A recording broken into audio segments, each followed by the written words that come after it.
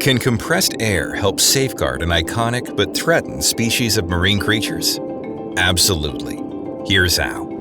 The Spencer Gulf in southern Australia is home to the giant cuttlefish. These intelligent cephalopods can grow up to 60 centimeters long. They're native to the warm waters of this rocky shoreline, but this unique population is vulnerable. It is early 2025. An algal bloom is spreading along the South Australian coast. An algal bloom is a rapid growth of tiny, plant-like organisms in the water. Some blooms are harmless, but this one is toxic, posing a deadly risk to marine life, including the delicate eggs and hatchlings of the giant cuttlefish. The state and federal governments act swiftly to protect the breeding ground of the giant cuttlefish. They commission a bubble curtain, and Atlas Copco steps in to help.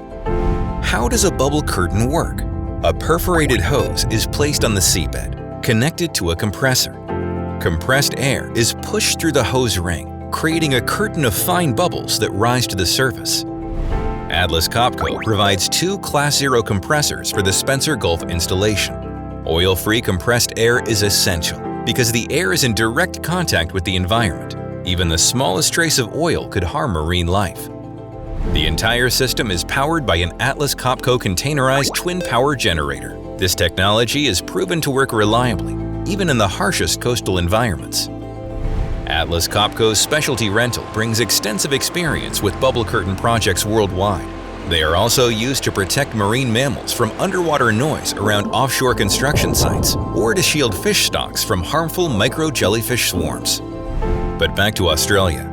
The entire installation is completed, commissioned, and ready for action in just 10 days. The bubble curtain forms a protective underwater barrier, helping to keep the toxic algal bloom away from the cuttlefish's fragile eggs. Atlas Copco Specialty Rental. Solutions for a more sustainable future.